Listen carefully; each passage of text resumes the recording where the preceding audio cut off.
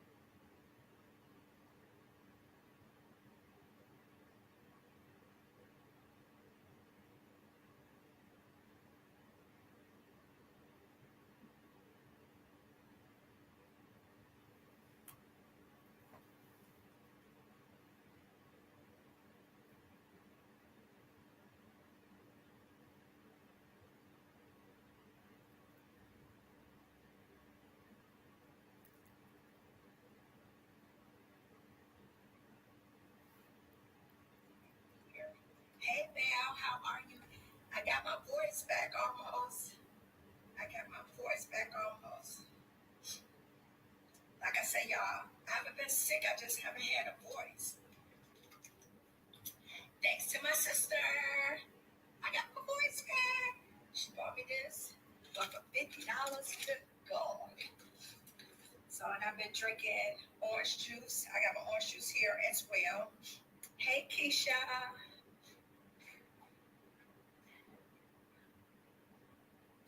So my husband did a. He said I can go out for a little bit, but don't be out there long. Hello, hello, hello. Yes. Thanks to my sister, I'm about to do a reel and be like, I need some more of this. Maybe I could get some for free. So I am better. I've drunk 3 things of orange juice. So while I'm out, I'm gonna go get some more orange juice. But y'all, your girl is almost back. I'm almost back. Hey, hey. So once again, I'm feeling better. So while I got y'all on, y'all know I can't leave this platform without telling y'all,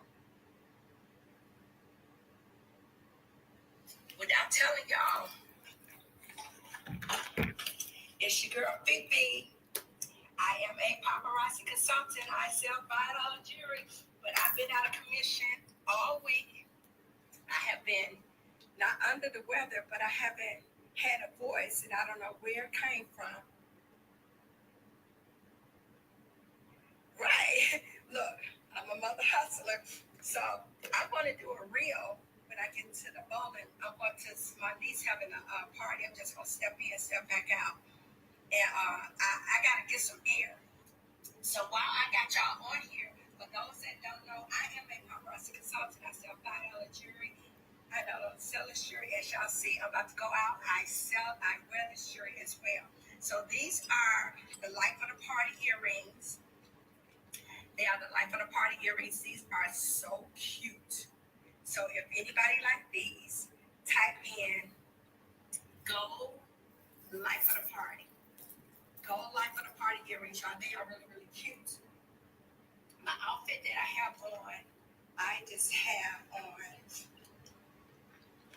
and I support my, I'm gonna call her my niece, because I call her mother my sister, and her mother is my sister's classmate, and me and her actually look alike. If y'all know Becky, me and her, everybody always asks me about, am I her sister?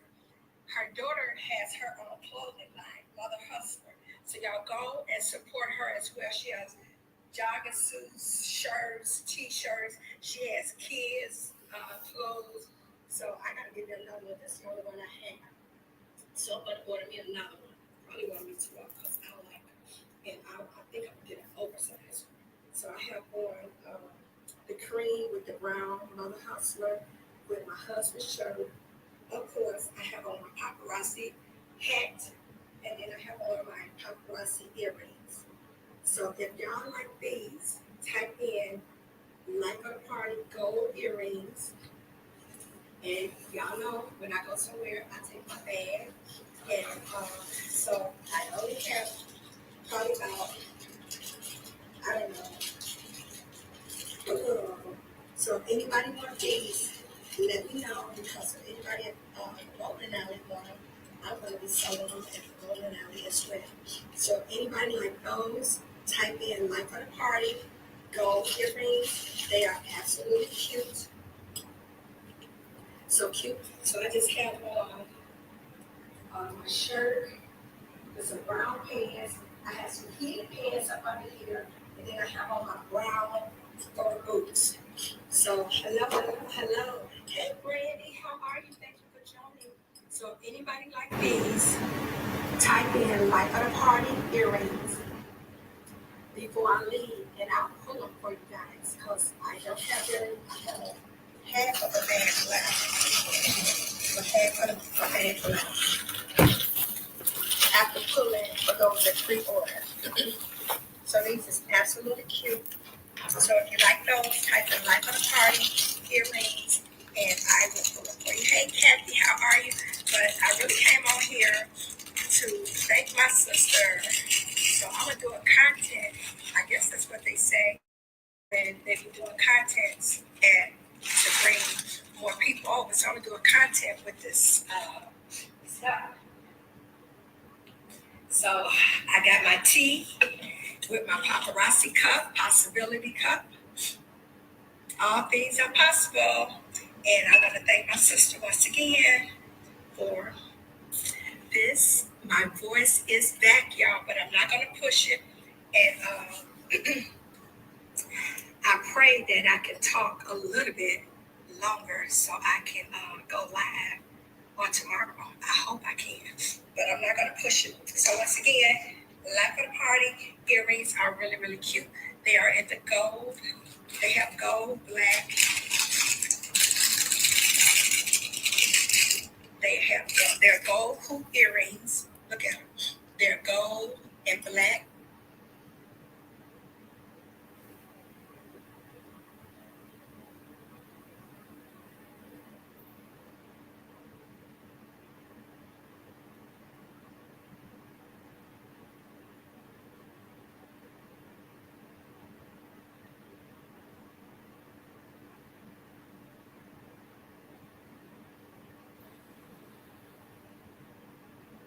And black. Oh,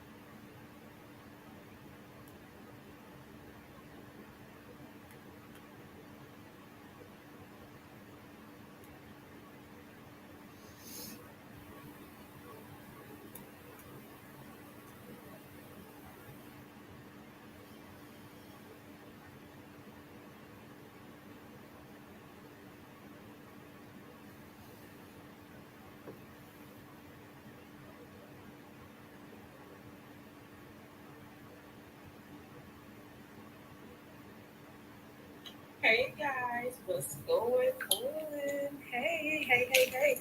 We are here about to get ready for the vision board party and we are setting up. Okay, you ready? Okay. So you're going live on Instagram with that? Yep. Is it up now? It should be live. That much, but I'm gonna see. Okay, this is going, and we're about to start right here. We got the looks that we want. Our main camera is going to be, and we got audio going for both. Let's make sure we got audio going. Check our settings, because okay. And This your baby? that is my baby. That's the love of my life. She's so pretty. That's the love of my life.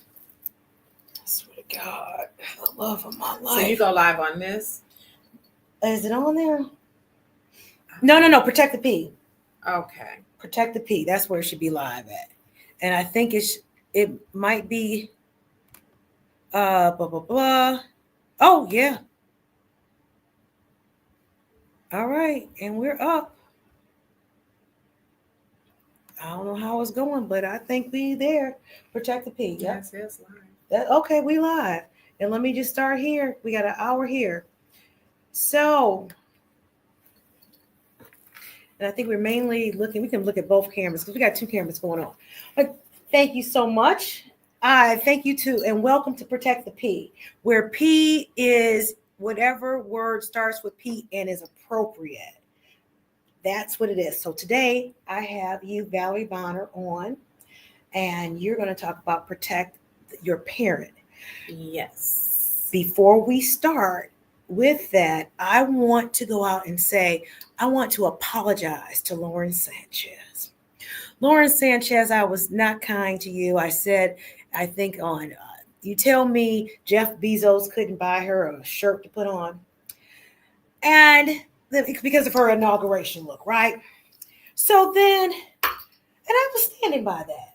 I was standing by it. And then all of a sudden, I'm listening to, I'm an avid book reader, and I'm listening to Master Key. So I've done Jose Silva, Method of Mind Control, Julia Cameron, The Artist Pages, Dale Carnegie, Napoleon Hill. I've read all those books.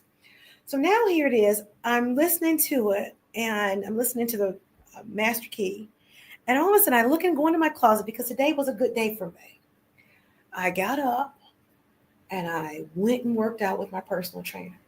And for the past few weeks, I've been saying, I hate this. I hate doing it, but I get up and do it anyways. I understand.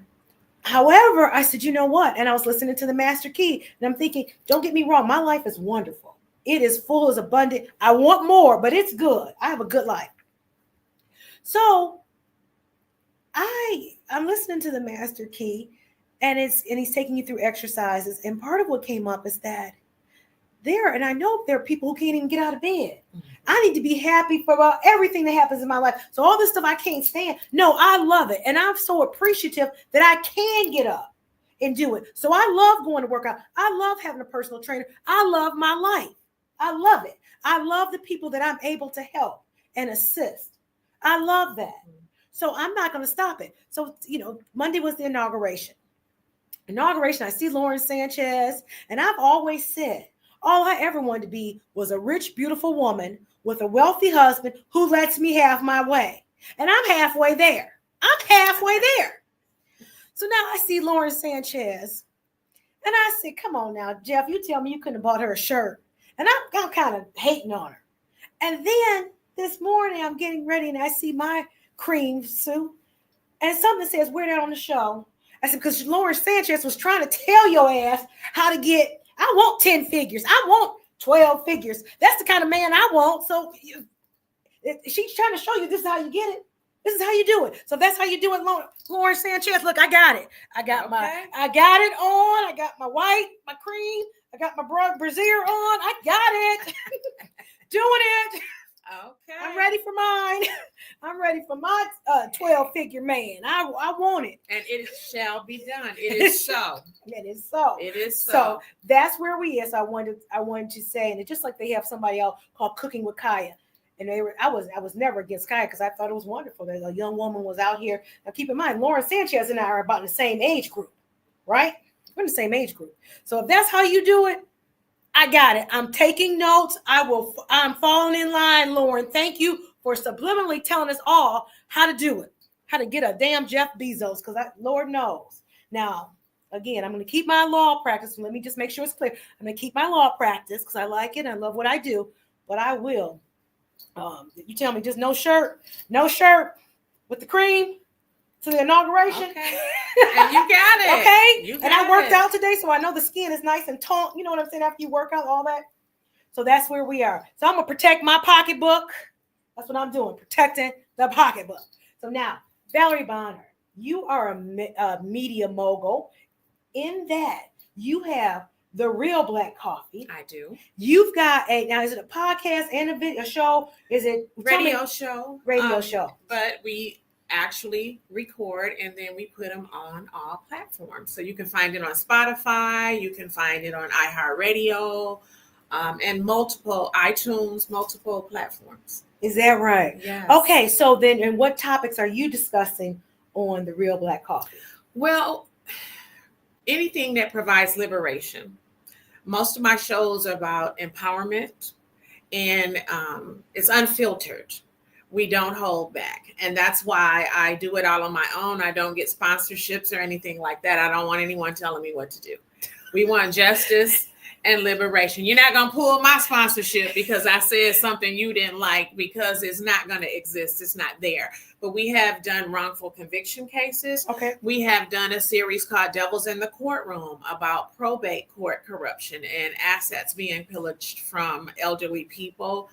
And we've even done the show Not My Damn Mama. Not My Damn Mama. And that's how we met. Yes. On Not My Damn Mama. And when you talk about probate court, I'm telling you, I have taken a case that involved my daddy. And I'm saying, not my damn daddy. You're not going to take my daddy's money. If anybody going to get my daddy's money, it's going to be his kids. His wife is deceased, but it won't be you, guardian ad litem. And we have to go, and I took it up. We're in the Court of Appeals. And I'll tell you something, and this is what it's about. It's about the accounting. My sister is the conservator over his estate and his guardian. And it's about the accounting. So I always learned, and I was taught that the accounting starts on the day that the letters of authority were issued, not the day before, not a week before, the day the letters were issued, because that's where that's when it begins. That's when it begins. Inception. Yeah. So I've got this guardian ad litem who told me, oh no, it starts the day before. And then I had a judge who said, oh no, it's the date on their checking account.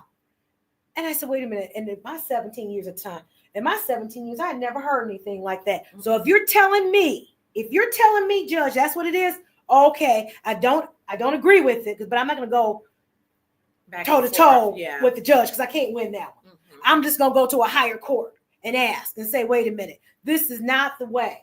And then it was a thing about my father. The GAL said, oh no, my father could not pay the property taxes on a house. Now, he and my mother were married. So this wasn't no boyfriend, girlfriend, no common law, because there's no common law. My father paid the bills. He was always a provider. That's who my father was, a provider. So now you're telling me when he gets under conservatorship, he couldn't pay the property taxes on the house because he didn't have a property interest? Well, he got to pay something. He was supposed to live there for free and not take care of my mama. Are you serious? They don't care. We're taking it up to the Court of Appeals on that one. And then the last issue was the GAL fee. For the first 3 years, she had a bill that was, I believe, $4,000. And then in 3 months, her bill went for 3 months worth of work. It went to $3,000. Now, what did you do in 3 months? And then the judge had approved it. But normally with the GAL report, there's a copy of the bill there so you can see, because if you want to make objections to it to see if it was reasonable. She had no bill. It wasn't even discussed during our hearing. So when I see this order saying to pay her bill, so wait a minute, what is she talking about? And the GAL was like, she sent me an email saying, well, Attorney Webster Cox, when you get I appreciate my payment quickly. hell will freeze over. It'll be snowing on the damn Gulf of Mexico before you get that money. I can tell you, guess what? Still haven't got it because I'm taking it up to the Court of Appeals. Because you can't tell me. I said, there was no bill. You didn't let us know what was going on. What you did. I don't have to. The judge approved it. Mm-hmm. And the fees. And the fees are going to be astronomical. Might be $150 to answer an email. And that's okay. It's astronomical. Listen. I don't have a problem with how attorneys get their money. I'm an attorney. I've got an hourly rate. My hourly rate is my hourly rate. If you can't afford it, you can't afford it. So I'm not mad, but I will show you my bill. Yeah. I'm gonna give you the respect to say accountability and transparency. I'm gonna do that. But you telling me, oh, I don't have to show you my bill. Oh, you're gonna have to show somebody your damn bill. So now what I've learned is, and we're up in the Court of Appeals, and don't misunderstand. If I am dead set on something, I'm doing in the Court of Appeals. Normally I have somebody work for me and do it. I'm doing it myself. They're kicking it back. Defect. Okay. Fix the defect. That defect. Okay. Fix the defect. Finally accepted. Thank God it's going to be heard, because you cannot tell me that the GAL does not have to show the family, the interested parties, her bill. You can't, his or her bill. You can't tell me that one.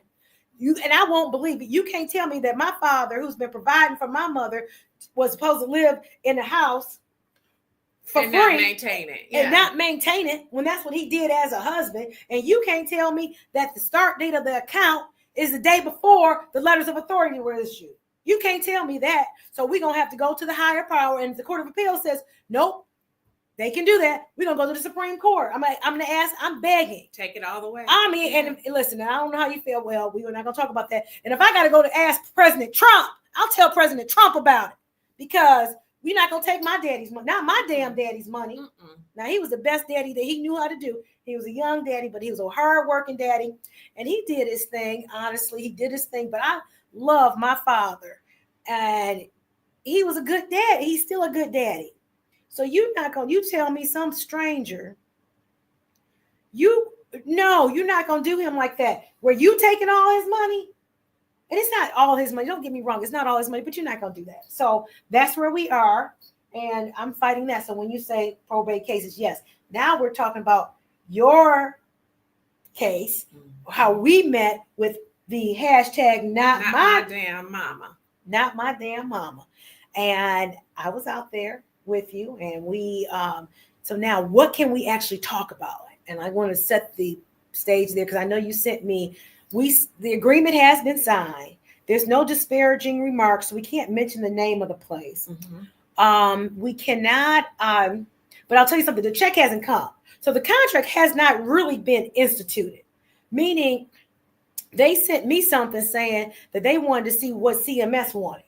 And I said, okay. Then they sent me something saying they wanted the case to be dismissed. I said, I don't dismiss cases until I get a check. No case shall be dismissed on my watch until I get a check. And just like you want to see from CMS, I want to get a check. So now officially, even though in the contract it said, the release has said no disparaging, but that's not, all the terms of the contract have not been met, because it says in consideration for this, you get this. Exactly. Okay. So with that, but I don't want to start too much shit, because I will start it.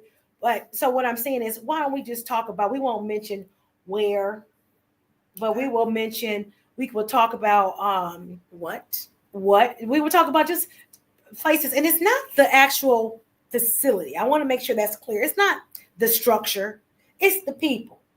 And if you got a person, and let's keep it in, why don't we keep it in that, let's just do hypotheticals. You've got a person who comes to work, and who knows, they done got beat up by their significant other the night before, something, can't pay their car note, because whatever the case may be, they bring all of that to work. Now here it is, your loved one is at the sole behest, at the sole discretion of how that person's feeling. And if they didn't feel like coming to work, and their job was to look after, just watch and make sure there is a schedule on how we, when we look, and make sure they're clean, make sure that we are adhering to what the orders are. And if that person feels like, hey, I ain't doing a damn thing today, guess who is injured? Who suffers. Yeah. The person who you're paying them to care for. Right. I call it workplace rage, just like road rage. I think it's reprehensible. I urge anyone who has a loved one in a hospital setting, in a direct care setting, in a nursing home setting, pay attention, know the law, and know what they're entitled to. Because all of the things that happened to my mother were deficiencies, and they were things that were supposed to be done and were not done. No, we're not talking about your mother. We're talking about hypothetical. So hypothetical. Okay, so talk about deficiencies, things that should be done and they're not being done. And we're quick to, especially when you're in the role of the caregiver, you're quick to have emotions overtake you, which is okay. You're going to be emotional, you're going to be upset, you're going to cry or whatever that is. But at the end of the day, reel yourself in and look at what is right and what should be done, because there's a process. There's a process you can go through with your complaints and your facts, and you have to stay focused on the process. It's a lengthy process. You're not going to get things done overnight. And then what you don't know legally, then you hire an expert who does know. So yes, that is how we met. We met because of a very unfortunate situation. And first of all, we met through Trisha Duckworth. Yes, we did. A wonderful community organizer, activist who's out there every single day. And I hope she wins the award. She did win. Oh, yay, Trisha! Yeah, she did win, but she's the one that organized the protest. That's right. She does that. And she did win that award. Wonderful, wonderful. So I just feel that when you go through the hierarchy, because there are levels. You have, your patient care advocate, then you have a quality assurance person there. You have the director of nursing. You have all of these different levels, and go through them, because that just gives you more documentation and more proof of the facts that you're trying to prove during this process. And so you go through them all, and that was done. And then also I figured out how to file a complaint with the state. No, this is hypothetically speaking. Yes. So what a person should do. So, we don't want to give what little bit we got back. Okay. So hypothetically speaking, you go through the process, and then you should find a way to legitimize your facts, because I won't call them a complaint. They're facts. It happens. And you say my loved one was supposed to be given this to eat. This is what they gave my loved one. It was not specified as to what they were supposed. They have dietary restrictions, and they were given something that was contraindicative. Was it contraactive or contra? There's something that was opposite of what they were supposed to get, which could cause whatever it could cause. It could cause somebody can go into anaphylactic shock. They can. Okay. Which is just an allergic reaction where your throat starts to swell up, your body starts to react to that. So you don't understand how listening to what those doctors orders, how important that is, how critical that is. And I get it. You're the certified nursing assistant. You're the LPN, but you still took some type of oath. You still went through some type of training. And hell, sometimes you don't even go through any type of training. You wouldn't want that to happen. Morals and ethics. Right. Yeah. You wouldn't want anybody giving you something. People, this whole peanut allergy or whatever. You wouldn't want somebody giving you peanuts. Mm-hmm. So it's the same thing. If that person is in that nursing home, and there are certain restrictions to their diet, don't give them the things. Take the time to look at it. And that goes back to whoever's in the kitchen when you're preparing the tray tag. Right. Read the tray tag. It's there. Read the tray tag. So, if you have a tray tag that comes and you see the tray tag there, and opposite of what's on the tray tag is on the plate, somebody wasn't reading. And that's a very careless mistake and a very costly, could cost someone their lives. Some of these allergic reactions can be deadly. Absolutely. Because if the throat swells shut, that's it. That's a wrap, because you can't breathe. Mm-hmm. How else do you breathe unless... No, the only way you're breathing is through the throat.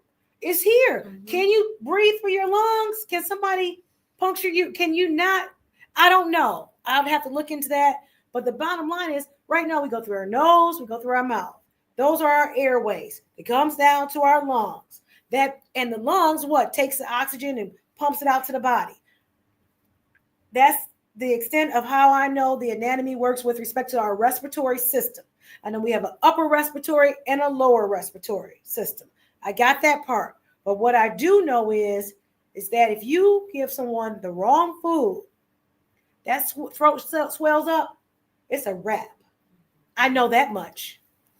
So also, I feel that hypothetically, tour these places first. Do you really know?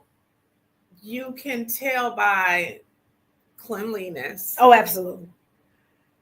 You can tell by cleanliness.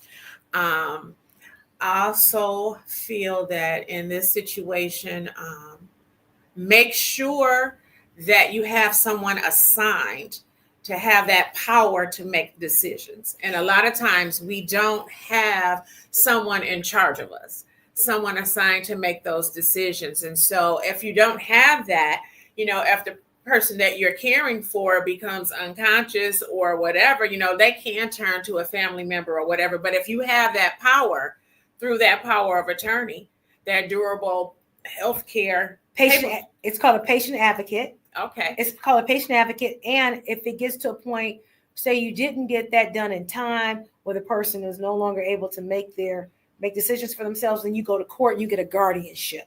And that is where you're able to make medical decisions on behalf of that person.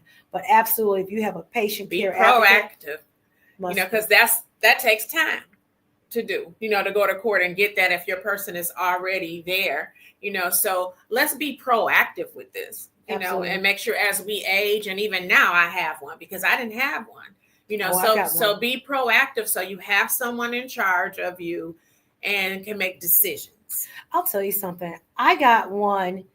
I had filled it out. So when I got married, I didn't have one.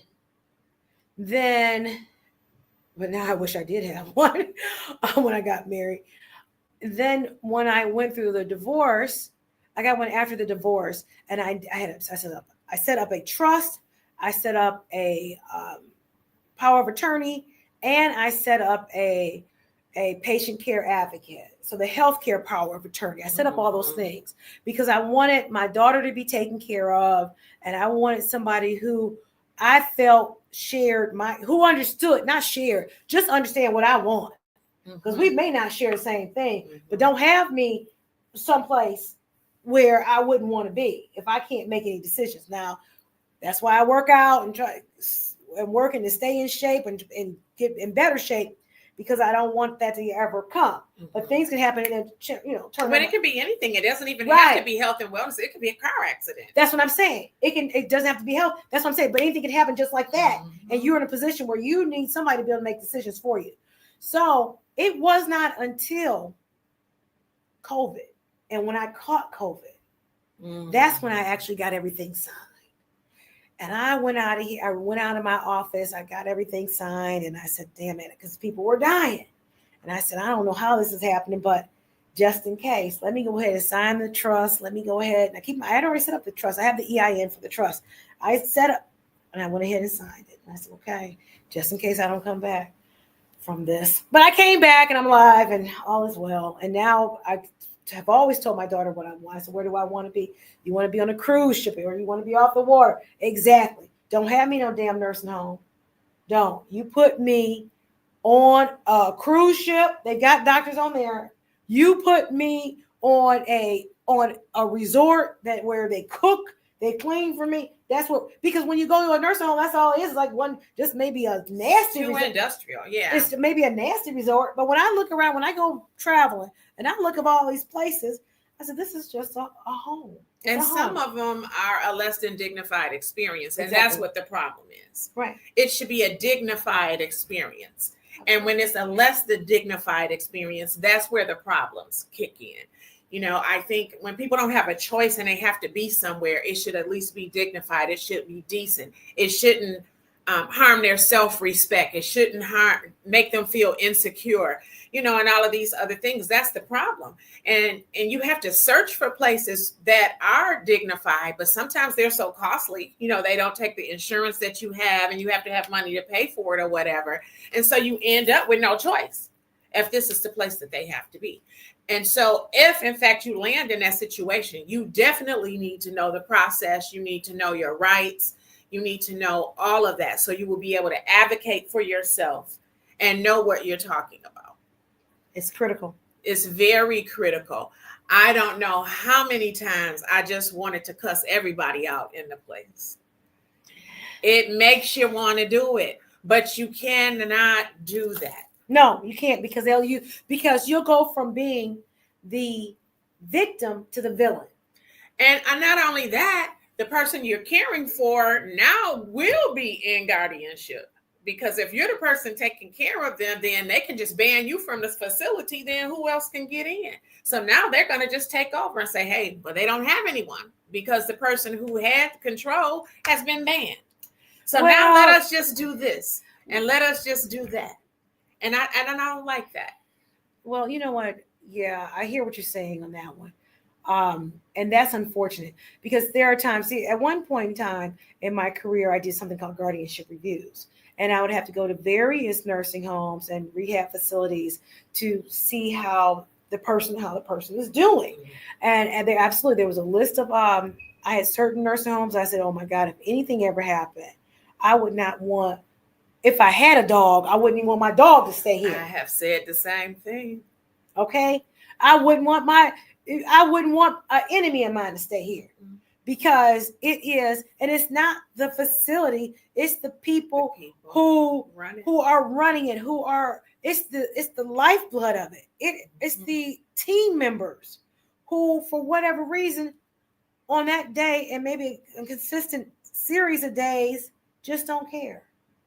It's just don't care because, and I say that because if you have enough wherewithal to get up, get yourself together and walk in that place, then your mind is thinking because you had to think well enough to do that. And the only thing that for the most part that they're doing is watching. You're watching that other person to make sure that's safety. Well, see, part of the issue, a lot of them are understaffed or for some reason don't have staff. So they use a lot of temporaries. And so if you're not invested in the process, granted, you should be a professional, whether that's a nurse, whether that's a CNA, whatever you are, because they have traveling nurses that go around. But at the same time, if you're not really vested, you're just in here to get that paycheck for that day, you move on to the next. It's like becomes a revolving door. And I've even heard it said like, oh, I'm about to get these overtime hours. Is that why you here? You should be here so you can take care of the patient. Yeah, the money is good. I know you need it. We all need it to survive. But is that why you here? See, I have a problem with that because I look at it and I'm sure the people who are actually paying those people have a problem with it. I'm sure they have a problem every time they see a lawsuit or some type of complaint because what they know is on every Friday or every other Friday, you want your money. All I ask you is to do what the hell you said you could do. For the money. For the money. That's all I asked you to do. Now, you didn't do that, but you still want the money.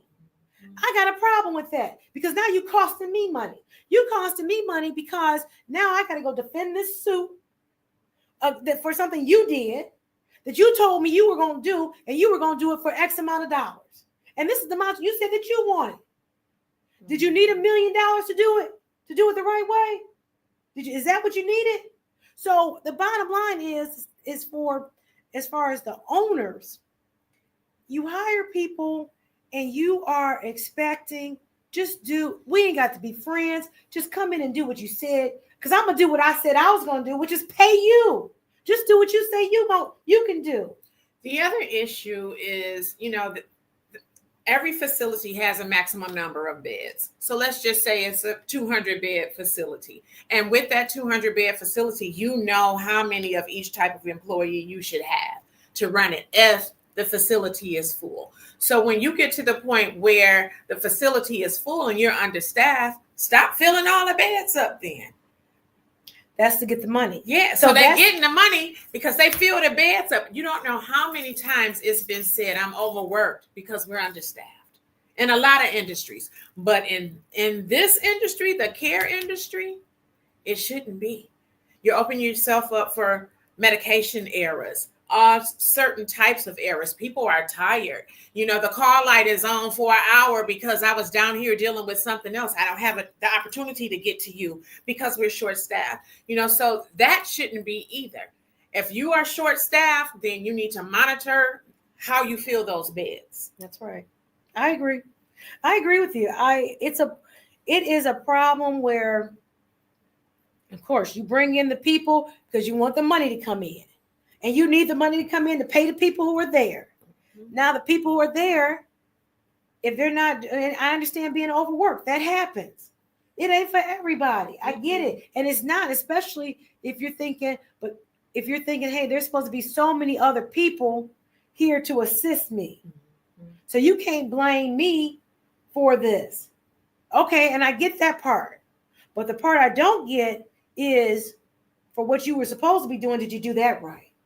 For the part that when it came down to distributing medication, did you do that right?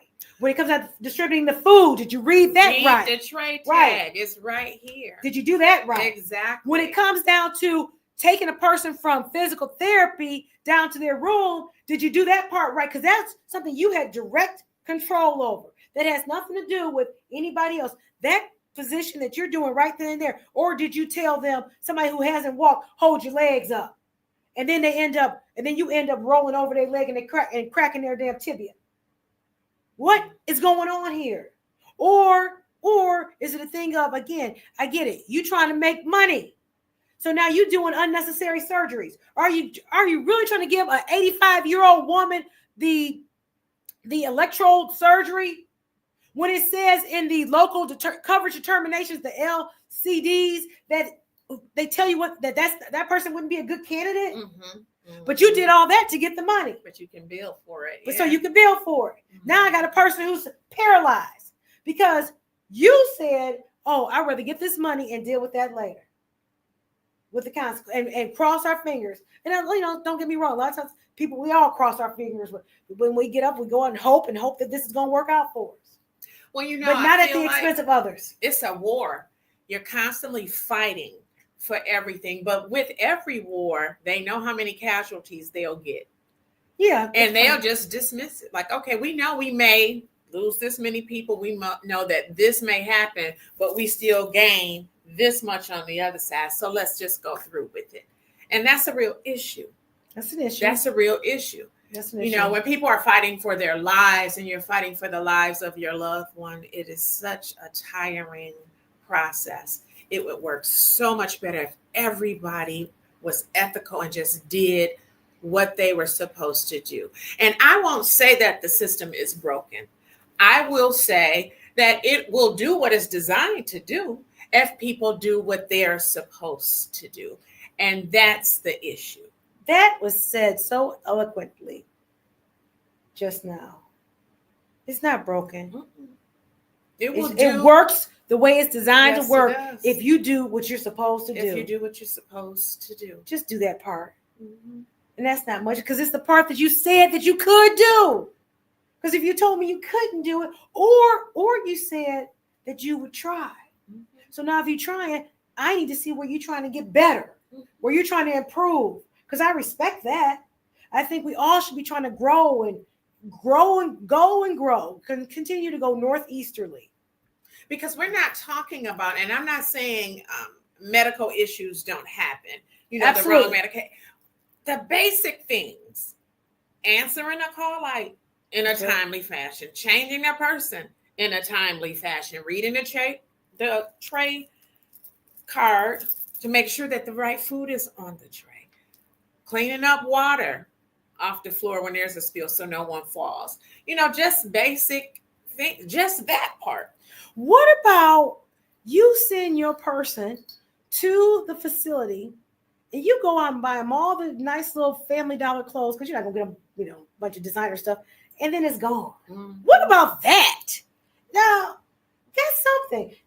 Their property, you tag it, name it, It's brand new, and then it's missing. It's gone.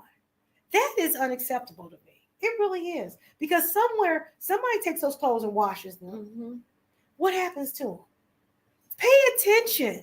Pay attention. They're supposed to be brought back to the room, etc. But no. It's like the sock mystery. You know, at your house, socks just go missing, or panties just go missing. Where are my panties? So it's best if you're able, wash the clothes yourself, pick them up and take them, but the services are there to make it easy for busy professionals like ourselves. That's right. And people who are busy professionals who don't have the time would rather just pay, like, okay, you have this service, cut their hair. That's right. Wash their clothes. Right. Do all of these things. I don't have a problem paying you because I don't have the time to do it.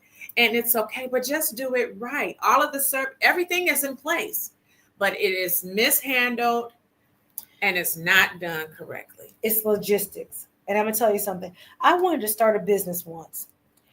I've started many businesses in my time. And this business was called Blow Before You Go.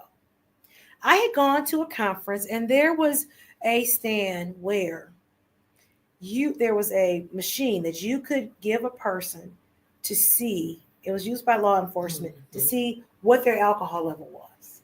And I said, hey, blow before you go. Mm-hmm. And I had t-shirts made up and I was going to market it to bars because that would help with their dram shop. And then to me, is it worth you paying $25 before you leave that bar to make sure you're okay? Mm-hmm.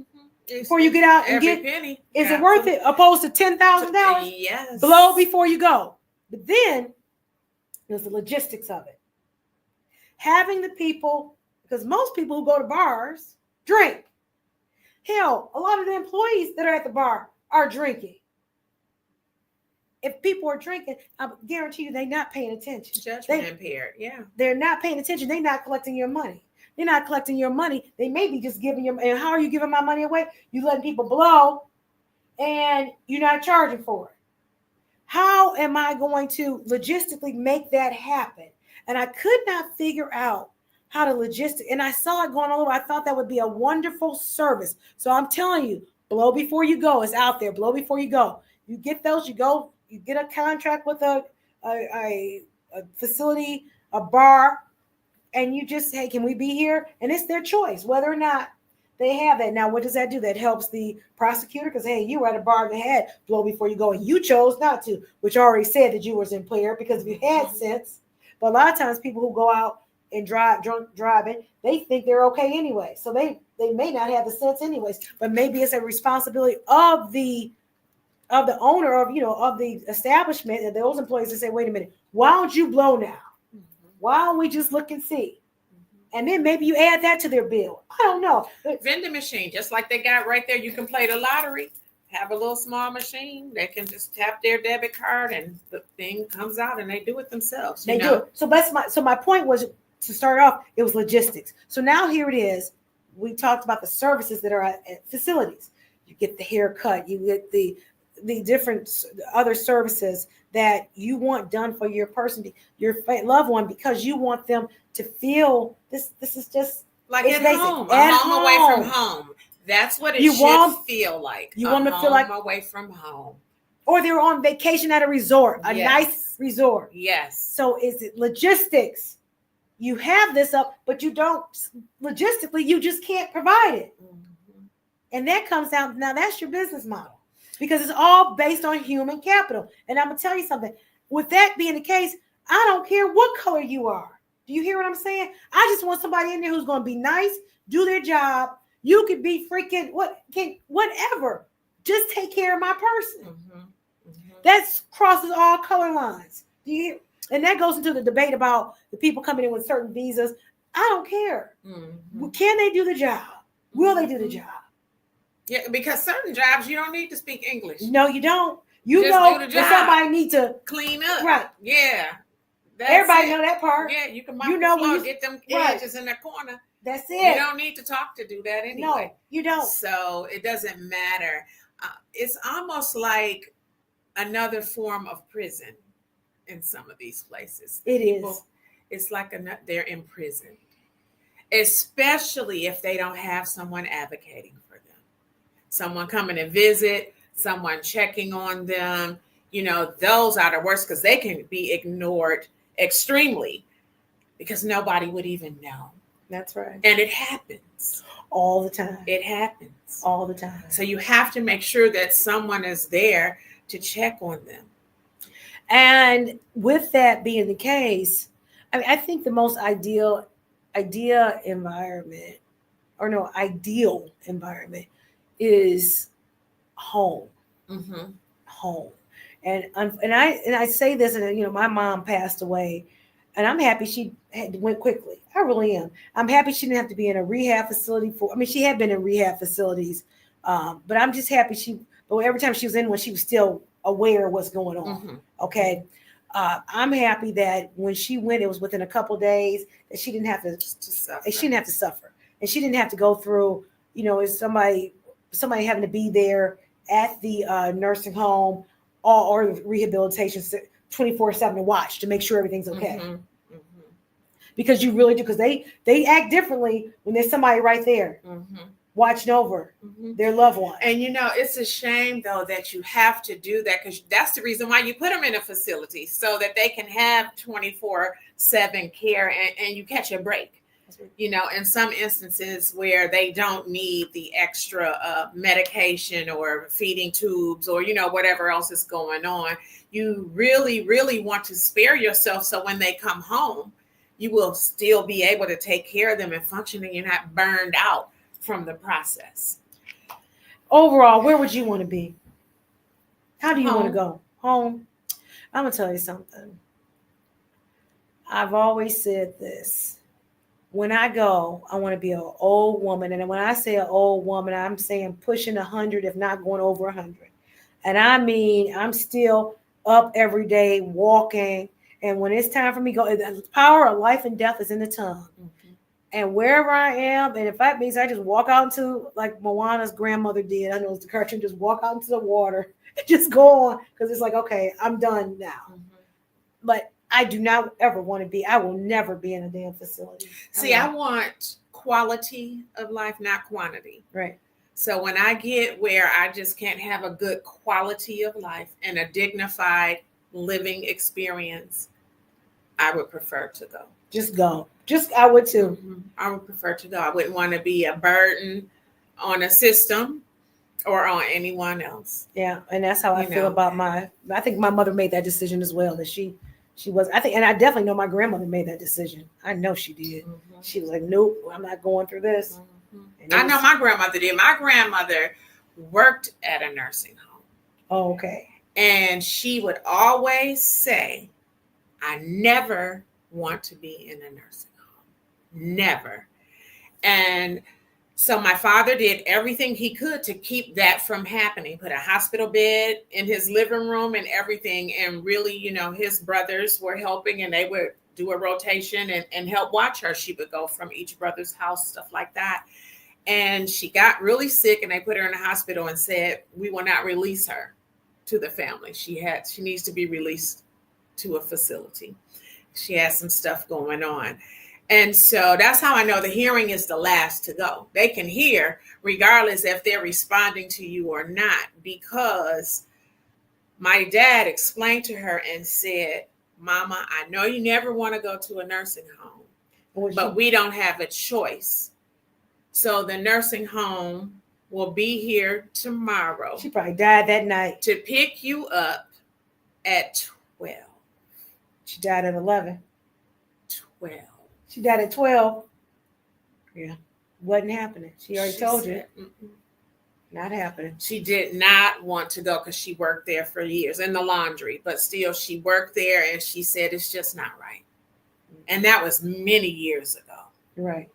It's just not right. I wish that they could let individuals stay at home and have the doctors, because they have visiting physicians, visiting nurses and stuff like that, set everything up at home. The healing process would probably go a lot better because they're at home and they're in an environment that they're used to, that they know. And I just feel like it would be better once they get to a more stable state. Right. Send them home. Right. Quit playing. Stop playing. I don't know if I don't know. We would have to go to court because if you're telling me, if I say I'm the guardian of this person, and you're telling me they've got to go to this care facility for what? Why can't they come to do what? For what? No, I don't believe that. I don't believe that. No, we'd have to have some type of we'd have to have some court intervention there because no, you're not going to tell me what to do with my loved one. You're not. You're really not. No, because if you had enough money, you could be at home. You could be at home. And I just think they could figure out a way for people to be home. It's not that hard. You would have a physician and someone, the same nurses that you're paying for that 1-to-6 ratio or whatever at the hospital and ICU is 2-to-1. Of course, if it's that severe of a situation, they need to be inpatient. But outpatient, you could pay the nurse, the doctor, and everyone else the same rate. The doctor just makes rounds. They can make house calls and rounds at home. That's how they used to do it. Right. That's right. That's how they used to do it. It wasn't a hospital like that. That's right. The doctor made house calls with the black bag. That's right. That's what they did. Exactly. They went to the house. So sometimes we need to go back to those basics. I agree with you there. My sister is a doctor. She's a podiatrist. She makes house calls. And I think that's a wonderful, very honorable thing to do for her patients that are homebound, because you still need your toenails clipped and you need all that. You need those services. You need that in order to be able to continue to get around. The feet are important because when you don't have them, you miss them. You wish you had them. So we need our podiatrists. We need all of our medical professionals. They're important. All of us are here for a reason, to be able to help others. We're in service to everyone else. Right. We are in service to others. And that's what this is about. That's how I look at it. It's a ministry. It is a ministry. It really is. I look at my job as a ministry, as an attorney. It's a ministry. This podcast is a ministry.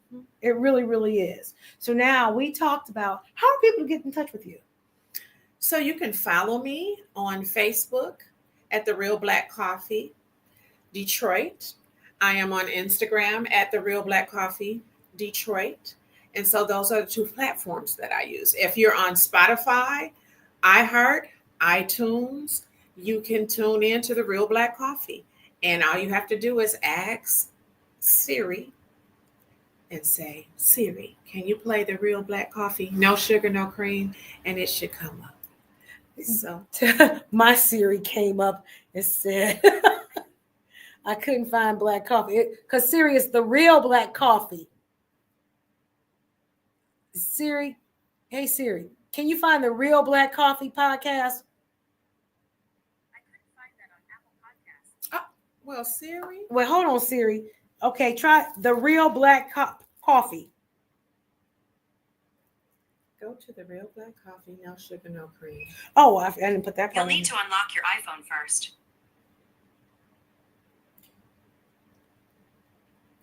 Now it's trying to find an app. Technology woes. Oh, well, but you're out there. Right. Yes, I am. You are out there. I am out there, and I'm also on YouTube. Okay, and YouTube as The Real Black Coffee. Yes. No sugar, no cream. Yes. And how did you get the idea for the name?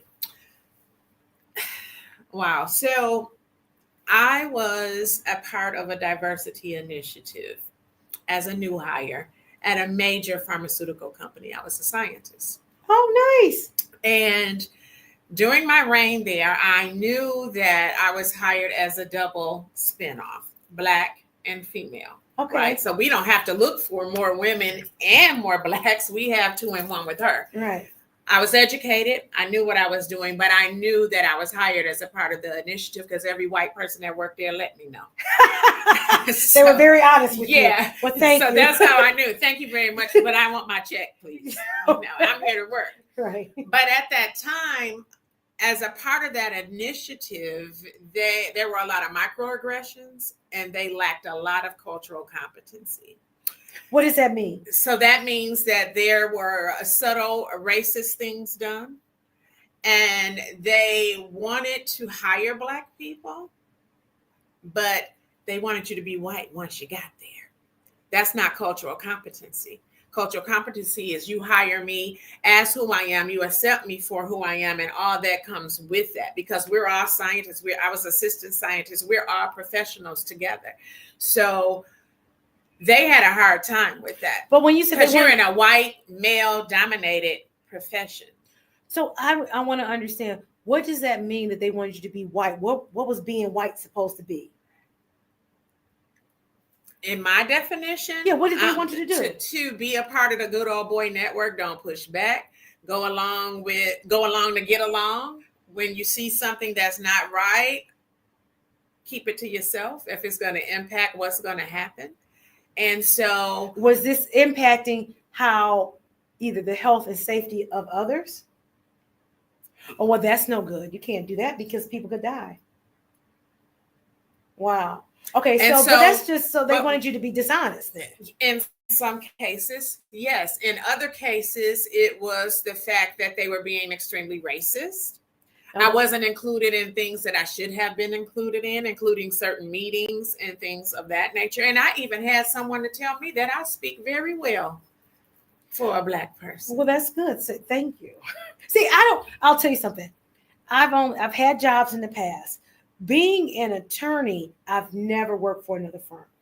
So I don't know. I've always worked for myself. So I don't know that environment of any of that, because it was just the Webster Law Office. That's all it was. Mm-hmm. Now, when I was at Blue Cross Blue Shield, and Blue Cross Blue Shield was good to me in the sense that they paid for part of me to go. They paid for part of my law school education. Oh, that's good. Yeah, it was very good.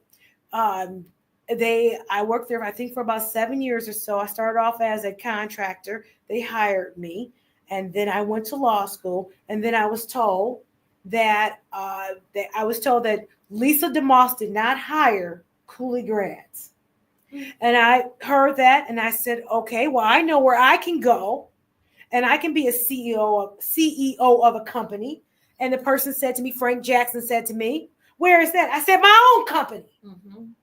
So I think a lot of that. Now, would I consider that racist? No, because it was a Black man telling me that they wouldn't hire me as an attorney.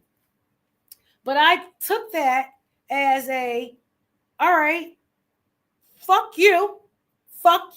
Thank you very much, but fuck you. Mm-hmm. And I'm going to go do my own thing. And here it is, 18 years later. It's and you see funny me. You say that, because that was my situation. I was hired there as a contractor, and then became an employee, and then they paid for my education, and I was working on my degree. And I said, you know what? I'm going to do my thesis, my paper on my job. So you weren't going to tell the truth on them, were you? Well, that might get back to them. That's okay. Oh, now everybody on pins and needles, because I said, you know what? The name of my paper was called Black Coffee, No Sugar, No Cream, How to Maintain an African-American Variance in the Millennium. And I talked about my experiences as a Black woman working there. So, do you think that it was based on your experiences? Mm-hmm. And nobody can take that away from you. They wanted to. They kept saying, don't talk to her because she's going to put you in your paper. The paper's not about anybody that works here. The paper is about how you treat me working here. No, it was about your perception. Exactly. Of how it's your story. Exactly. And you can talk about your story. And I did. Everybody can talk about their story, because you can't tell me. I can't tell you how to feel. You can't tell me how to feel.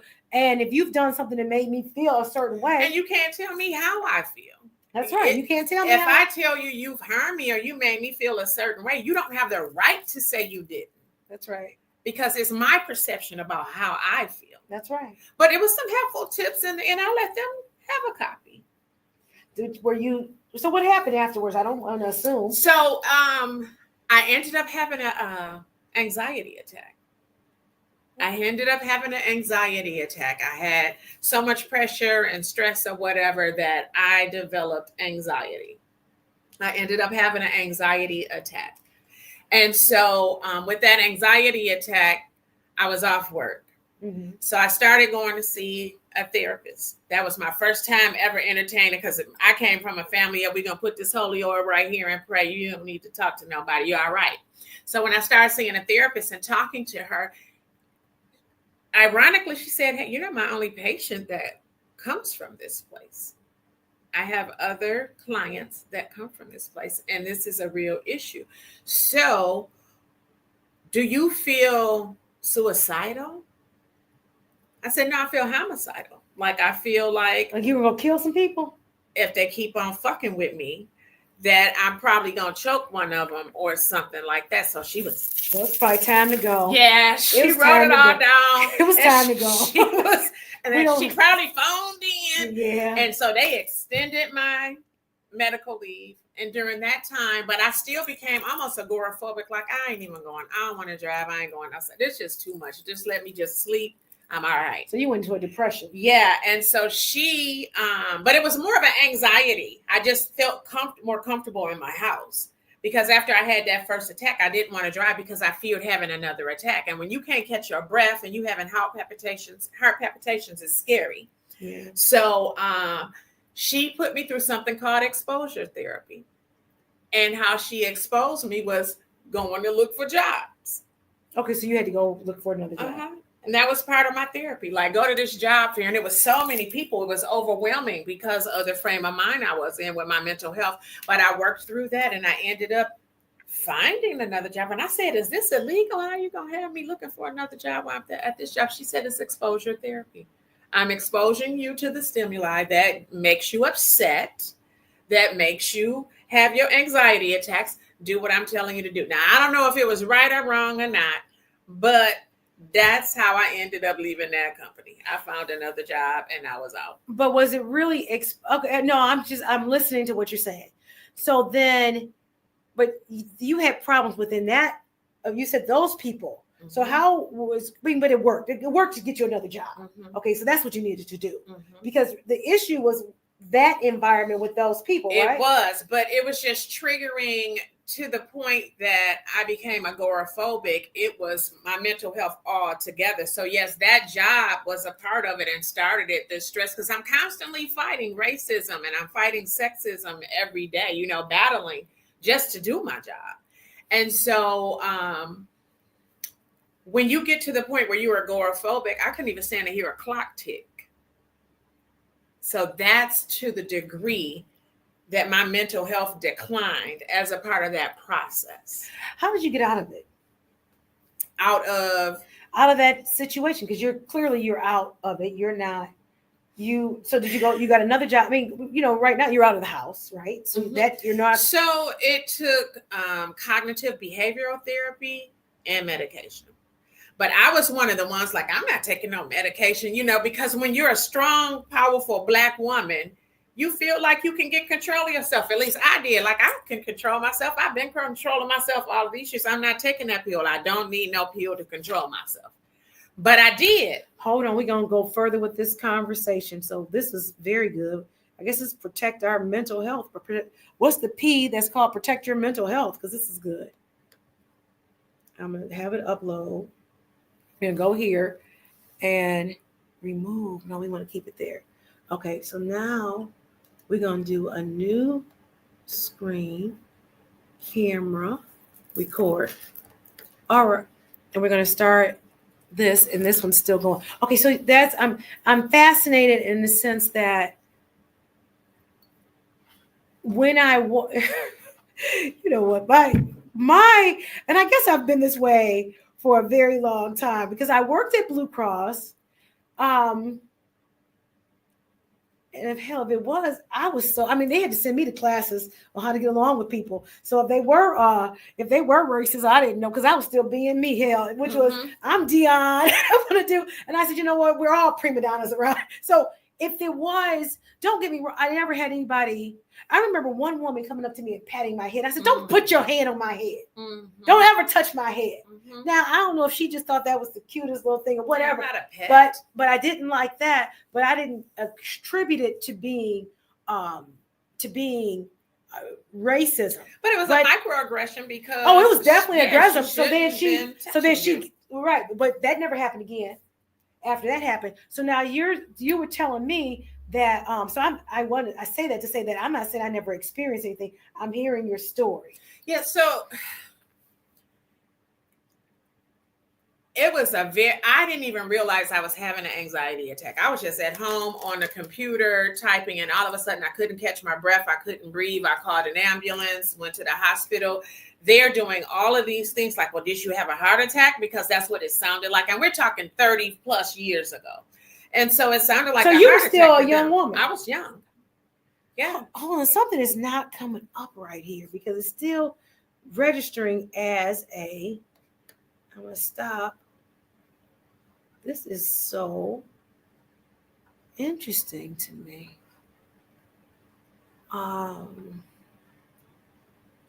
Okay, this is done.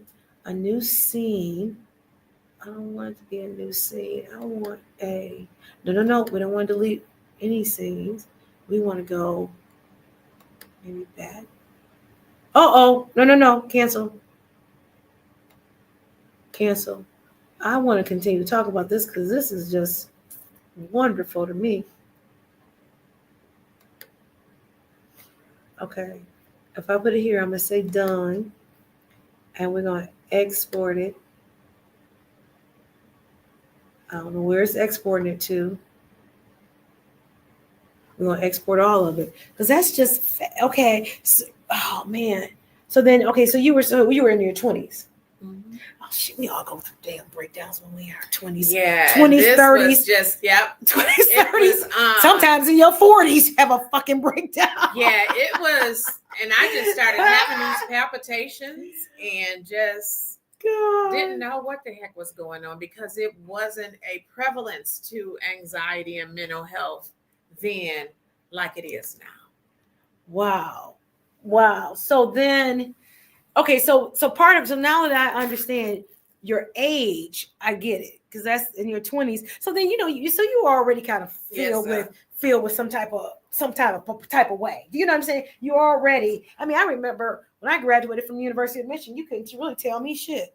You really couldn't, because when I was at the University of Michigan, we were told you couldn't tell us shit. What the fuck? We are Wolverines. Who are you talking to, sir and ma'am? And even to this day, we still act that way. I graduated from Cass Tech. And who are you talking to, exactly. Sir or ma'am? So there's certain things that even if, so not too many people can tell me too many things. You hear what I'm saying? And that's that power I was speaking to. Like, I'm not taking no medication. I don't need that. I can have full control of myself. I am okay. Battling the streets of Inkster to get where I am now. I battled something worse than this. Right. So I don't need what you're talking about, and I'm not doing it. But I figured out I did need it. I figured out what a serotonin imbalance was. We have serotonin in our bodies naturally. And that's what controls when we're happy or when we're sad. But if you have too much of it, you have anxiety. If you have too little of it, you have depression. And that's why people who have anxiety and depression take the same drug.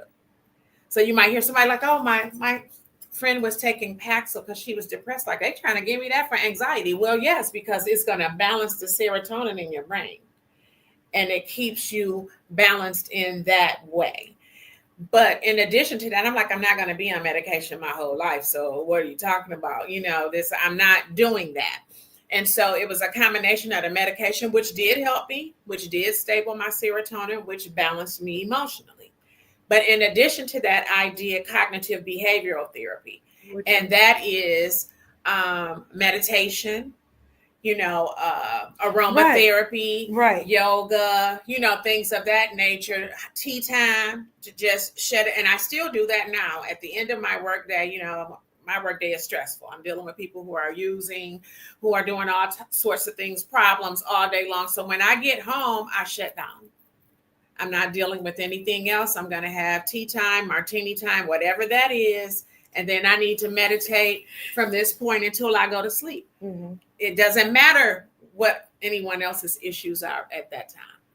I have to take care of myself to be able to help you.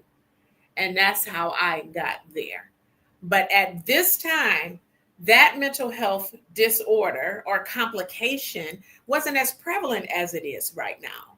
So it took a while for them to even figure out. And as a matter of fact, the doctors didn't figure out that I had anxiety. I was subscribing to Essence and Jet magazine back. They still had it at this time. Yeah, of course, 30 years ago. I went with my mom. My mom was very in tune to what was happening. Like, what is wrong with my child? Because I'm like, Mama, I need to come home. I kept my place and was paying my bills. But I said, I don't want to be alone. Like, and that was weird to my mom. So she tried to fix it by what I love doing most, like, let's just go shopping. So I was like, okay, so we got in a car and she drove me there. And I hadn't been out of the house since I got out of the hospital. And when we got to the store, I couldn't stay in that mall. It looked like those people were coming so fast in my face and everything. And I'm like, oh, this is overwhelming. I said, I'm going to the car. And she was like, you don't want to shop? And I'm like, no. And I love fashion and I love shopping and I love clothes. I was like, no, I cannot do this. And so I went home, still seeing my therapist. And now we're down to like, okay, this is your 30 minutes. You know, how are you feeling? Like shit. You know, I need somebody to help me. I tell my mom, just sign me into the hospital. Because apparently I'm losing my fucking mind. And people don't even understand. Because I didn't even know what was going on. I couldn't stand to hear a clock tick at certain times. And so I went home. It was just irritating. It was irritating. And you can't sleep at night because your mind racing. So you're tossing and you're turning. And so sounds like you're running a law. Yeah. I was staying with my mom. I had her come get me. And I said, Mama, take me home to get my mail. When I got there, it was some Essence and Jet magazines in the bundle of mail.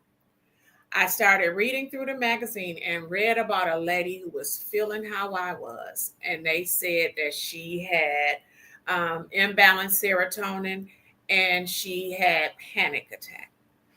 But it mimicked heart problems because of the palpitations. So they had me doing a stress test.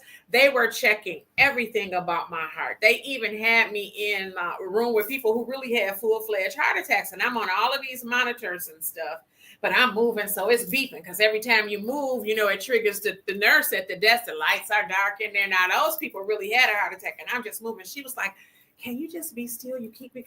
If I could, I would. I wanted to be like, bitch, I don't even want to be here. Right. You know, right. But nobody knew. And I'm running on a treadmill like Steve Austin and that because I was in good shape.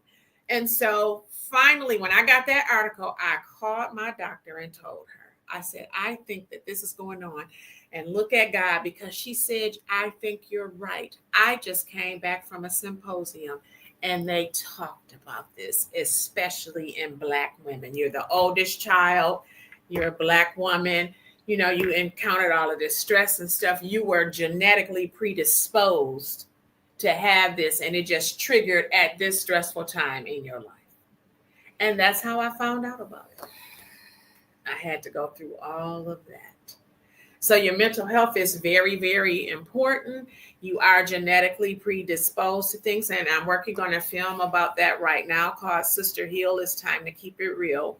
And we're going to explain exactly what I'm talking about and how that occurs. I know exactly what you're talking about because I experienced that myself. So when you talk about so being the oldest child, being I don't even know where to start the story because here, let me get this going. Okay, thanks. So oldest child, I have type A personality. Yeah. I never been diagnosed as OCD, but I say that I am. I like everything in order. I like everything neat, and all of that. So combining all of those things, it was a lot. I hear what you're saying. I totally understand that. Okay, I want to download it as an MP4. We're going to get that going, and then we can continue this. So we started with protect the parent, but now it's protect the peace. Well, first we kind of talked about protect the pocketbook when I was saying apologizing to Lauren Sanchez. Oh, yes. Okay, so let's protect the pocket because she was showing us how us ladies, single ladies in our 50s, how to get us a billionaire. And I'm going to follow your lead, Lauren. See, and listen, look. I even got the whole look. There's no girdle underneath there. So you get that little peekaboo look. Okay. Right. Okay. And it's right. cute. Isn't it cute? When I first came in, I said, "Oh, you cute today." You did. And you are. And I is. And Yes, no, I you better are. be quiet. Yes, I am. And Thank you are. And you. we're going to speak that into existence. You are going to get what you deserve, and that is that I get what I want. 6, 7 figures. 12. You want 12. Okay. 12. The men are out there, okay? Mm-hmm. They out there. No, I think big. Okay. I'm thinking big, not small. Okay. Big. Because you figure you got to have more than me. Gotta have more than me. Shoot. You know how distressing it is. It's not too many people I can talk to because it's just not. Because they don't really you don't understand. You may understand. No, I'm not saying you don't understand because you do understand. There's a lot of people they don't understand. They don't understand. So I have to be with a group of people who understand having to get payroll out. Mm-hmm. And that's come hell or high water. You paying these people. And that's whether or not they did what you asked them to do or didn't. Mm-hmm. You got to pay them. Mm-hmm. That in itself is stressful. Trying to figure out, okay, you got cases, they closed, where the damn check at? I need to check to do this. Having people understand when cases come in, what needs to happen on how we process these cases, on what forms need to be done. So we're not at the end of the case saying we need to get this. That's something I don't want to be the baker, the candlestick maker, the cooker, the baker, whatever. And people don't understand that. Like, oh, you have your own business. That must be nice. It is, but wonderful. It's a lot that goes along with it. And just because I make it look light, don't mean it's not heavy. Because it is. It is a lot. It is so okay. Here we go. Let's make sure we're good. Let's check our mics. Is our mic on? Because I had one recording and it didn't record anything. It was horrible. Is it on? I don't know what that is. Shit falling down. Quality. Countdown. That's good. How do we check our mics? Because it was straight from this one. I had something that was checking mics. Check our mics. Okay, we're still the same place. And we can get a different angle. Yeah, I want a different angle. Maybe it's here. I want to make sure they're hearing us. Because this program makes such nice clips. It'll automatically create your clips for you. Oh, really? Oh, yeah. This Veeb is wonderful. Veeb is absolutely wonderful. Now, let me see. We have prompter. What does the prompter mean? Oh, start typing and we can type. Yeah, it's like somebody else. Teleprompter, like the newscast. Oh, and somebody else could have typed it and had just read it. Oh, look at this. And you don't know until you actually do it. Okay, here's our screen. Here's our mute. I just want to make sure we're still. I'm going to take it that we are. Okay, let's start. Okay, so we were at a place where you were discussing, just trying to make sure I have, look at this, I'm supposed to be recording.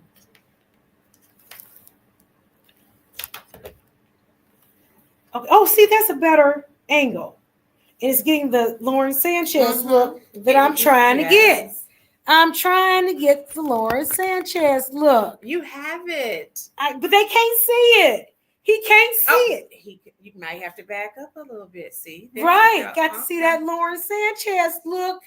And you have it. Do I have it? There you go. Right. Got to Cute. see it. Yes. Okay, I got to. All right, here we go. Sitting up straight, doing it. And Yes. and my publicist picked out this brassiere for me. I was having a photo shoot, and it was with this. I got this outfit. You don't see the pants with it. The pants I actually have on the net back here. Oh yeah. Okay, and I didn't want to wear that because I said, well, it's just a top. We just, it's not like I'm gonna be standing up, so I just put on these pants. But I said, let me get the top together. And you got it together. You are cute. Thank you. But we were talking about our mental health, and you were saying in your 20s, and I remember I graduated from the University of Michigan when I was 21, and I did not go directly to grad school. I actually did not go back to grad school. I guess I took classes here and there because I did go to the Loyola University in Chicago and study theater for a couple of years. Did not continue with that pursuit. And then I went to, I think when I was at Blue Cross Blue Shield, they had Central Michigan, had some classes there. I was thinking about getting a master's. I didn't continue with that. And then finally I went to law school when I was 32. So you figure for 11 years, I kind of flinted around. And during those 11 years, because I wasn't focused, I did have moments of anxiety, of depression, which was, and I read a book once, and I've said this, depression is focusing on the past, things I can't, like, how could I change this? And I couldn't, and just getting stuck in that, like, how do I change this? And anxiety is focusing on the future, things I can't do anything about. Two things, I can't do anything about the past and future. And so that happened a lot in my 20s. And then I had to focus, I think either when I was 29, where even though I knew I was always going to go to law school, because that's what my parents told me, that's what you're doing. They told each and every one of us what we're doing. Like I told my daughter, you good girls graduate from high school, good girls graduate from college, good girls graduate from law school, good girls pass the bar. Then you do whatever you want to do. I don't care after that, because then I know you can take care of yourself and do it while you're young. Just do it and get it out the way. What else you doing? Mm-hmm. What else are you doing? What else was I doing? Nothing. So it wasn't as if I was in a relationship I wasn't doing any of that. I was just doing. So I wanted to figure out what was it like to be a general laborer. Don't like this. What was it like to sell real estate? Couldn't sell real estate, and it was a booming market. It wasn't for me. Because if it was something that was doing that I was good at, I stayed. Law, I was good at law. I'm still good at law. I stayed. Mm-hmm. I'm staying. So now here it is in my 20s. I experienced that. I think I had when I look back on it. So I hear your story and I have a different take on it, because I don't say it was just decisions that I made and not understanding that God has always had me, has always been there. So even when I was living at the Jeffersonian, looking on the 26th floor, whatever floor I was on, trying to figure out how I was going to pay the rent, God always had it. Always happened. You see what I'm saying? Mm-hmm. But being concerned about making moves to live a lifestyle I wanted to live, and then realizing like, oh my gosh, what's going on here? And not trusting the process. It will humble you and make you take one day at a time. It will absolutely humble you. Mm-hmm. But then you don't want to be so stagnated because you're afraid to make a move. Mm-hmm. I'm a person who makes moves. I'm going to try. I'm going to do it. I've been that way. I'm 54 years old. I'm still going to take chances. So there were times where I can remember when the car was repossessed and I was about to get kicked out the apartment. I went over to my parents' house because I wanted, and I was selling real estate. I wasn't working a full-time job, and I just did not know what to do with myself, and I just wanted to die. Now, here it is, grown 29. Here it is. Go to my parents' house because my mother was on medication. She had a bunch of pills in the house, and I was drinking. And I had my car just gotten repossessed that day. And I was like, oh my God, I'm not making any money. I'm going over here. And they're looking at me like, you big loser. How the hell you get your car repossessed? Now, I wish they had a different way of looking at that. They should have said, fuck that car. You didn't need it in the first place. Mm-hmm. So they had a different way of looking at money. So right now, I would have told my daughter, and I pray, first of all, no, you don't need no damn car. Let's look at some alternative ways, right? That's too much unnecessary pressure. It's too much, right? But forget it. But that's not where we were. So they did what they thought was right and said what they thought. So here I am sitting in their house, hearing what a damn loser I am, and I'm drinking this vodka. And then she goes out of the room, and I get some of her medicine, and I look at it and I say, okay, and I take it, and then I take something else. Then my uncles come over, and my uncles give me a ride back over to the Jeffersonian. Now, I had already taken these pills. Now, here we are in my uncle's truck. And something says, you better tell them, because we're Jeffersonian, we're going down 75. We're going down 75, and I look over, because he had I think at that time, they had the back seat in the truck, and something says, or maybe I was in the front seat, whatever, something says, first thing you come up is on Warren. You better tell them to drop you up at Detroit Receiving. Mm-hmm. And I said, nope, I ain't joining. I'm dying today. I'm dying today. Then we go up to, it's Matt would be the next one. Mm-hmm. You better tell him to get over and drop you off at Detroit Receive. That's what something is telling me in my head. And I'm like, and I just said, no, I'm going home and I'm dying today because this is too much. Now, overwhelming. And I'm 29. So now they take me to Jeffersonian. They know I'm upset. They come up, they go have a drink, sit down and have a drink. I just go get in my room and go ready to go to bed. Then they leave. I don't hear them when they leave, they leave. Something wakes me up. And when it wakes me up, I have to go to the bathroom. But I can't really see. And I said, oh, shit. Oh, shit. Don't tell me this. And I said, I don't want to die. I don't want to die. Now I can't really talk straight because something is going on. I make it down. I take my keys. I have my purse. I make it downstairs. And I said, I can't talk. They said, what? I was like, I took the pills. I don't know what to do. That's how I was talking. They called the ambulance. And they said, what did you take? What'd you take? Now I can't pronounce what the fuck I took. I said, oh, my God. I get to the hospital. What'd you take? Respital. I don't even know what I took. I said, Lord, please don't let me die. Because I done took something I can't even tell them. Then they pump my body full of charcoal. They get it all out. And I said, I've been drinking. And they were like, do you think you have a problem with alcohol? And I said, well, I don't necessarily think. He's like, well, this day you did. I said, well, I agree with you there. I do. I did on this day. But I don't really necessarily think. I said, listen, the car had just been taken. It had been repossessed. My parents were just telling me what a loser I was. It was just, I don't know how I'm going to pay the rent. I don't know what I'm going to do. And I thought they was going to put me away, for go sit down for a minute. They didn't do that. They released me. They're like, look, you just go see a therapist. Mm-hmm. I go see the therapist, and he said, you just need to get a damn job. Because I was selling real estate. And I said, get a job. Okay. So then at that point, I went to temp agencies and just started going to do that. Making my way. Then I'm catching the bus because I got to catch the bus. For whatever reason, I still hadn't changed my attitude because I'd been saved and spared. I'm catching the bus. Now I'm catching the bus, and I don't mind catching the bus because to me, the bus is my chauffeur. I lived at the Jeffersonian. I just had to cross the street, go down to across the street. The Jefferson would take me to Woodward. Woodward would take me to wherever my little job was. I had a job where I was supposed to be working at Marygrove. One day, I take my bus. I'm at McNichols and Woodward. I'm walking across the street. This is like maybe maybe it was 6 months later. I don't know what it was. I get hit by a car.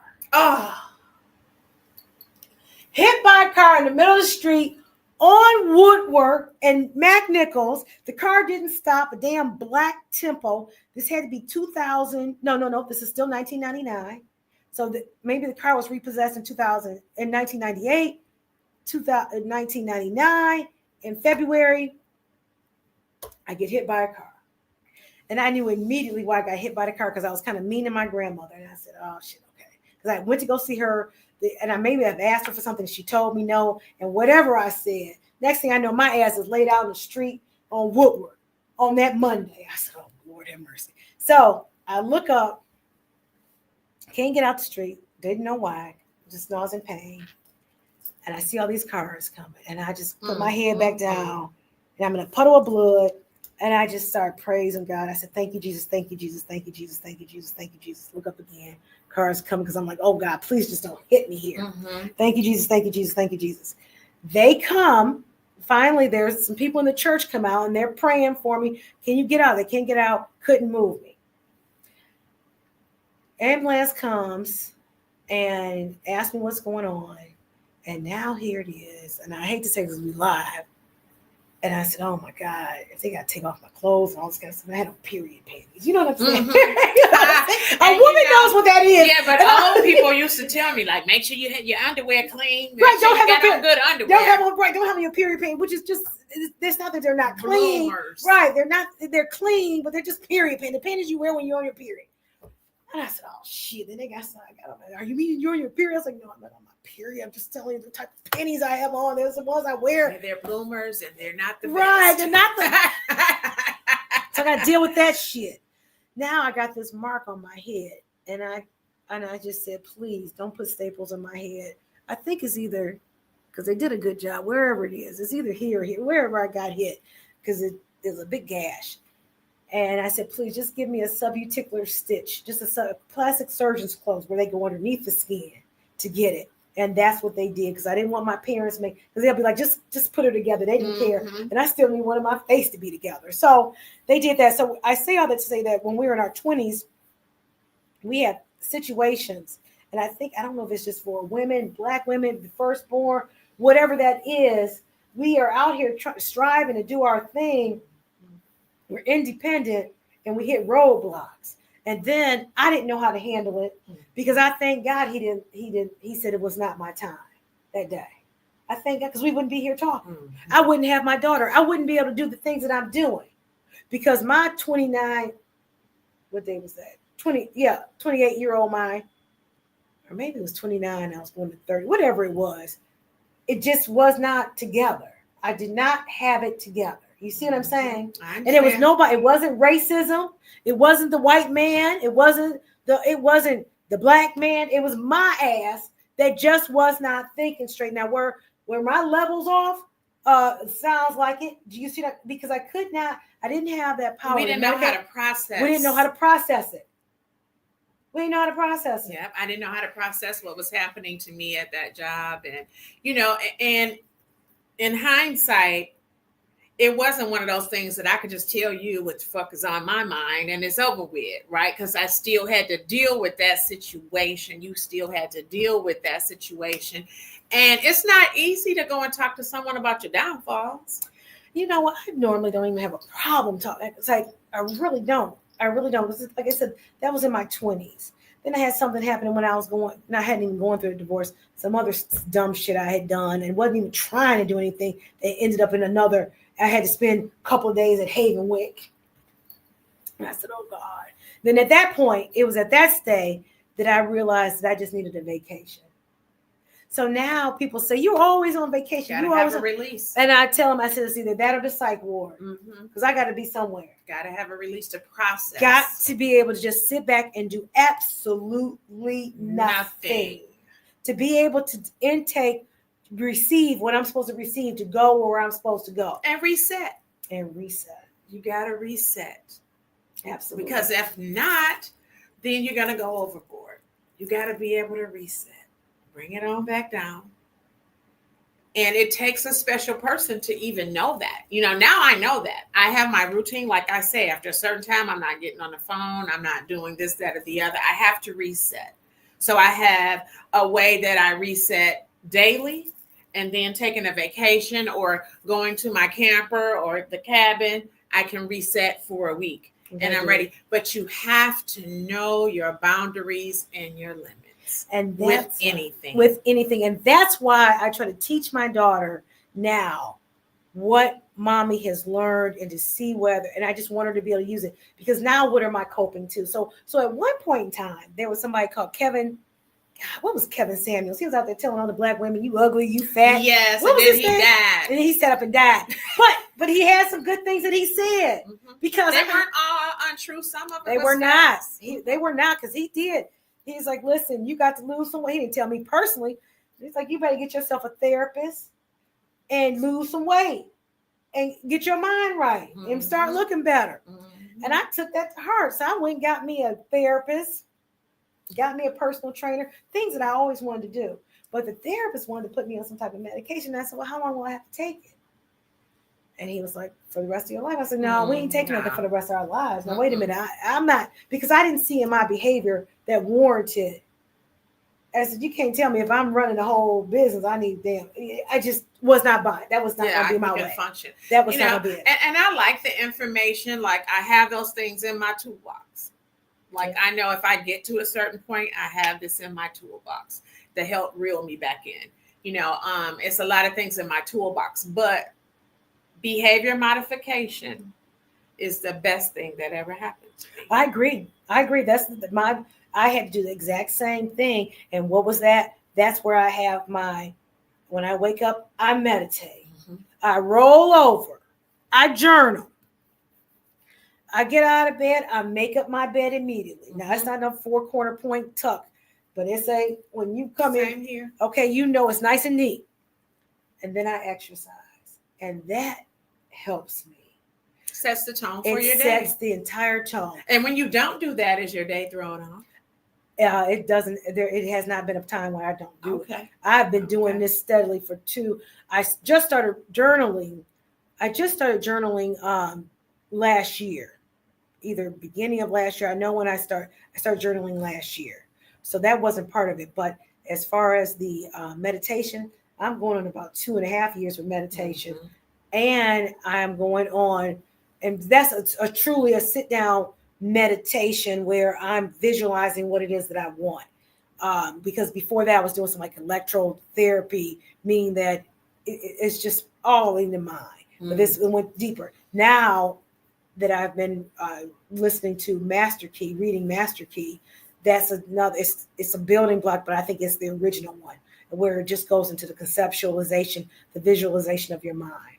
And that's when I said, wait a minute, it made me realize some things that I was doing, meaning that I started saying that I don't like working out, but I do like working out. I do enjoy working out, and I'm grateful that I'm able to. Yes. And mindfulness is what they're calling it now, and they're starting to promote that more. But I have even started Professor doing it, like at 6 years old.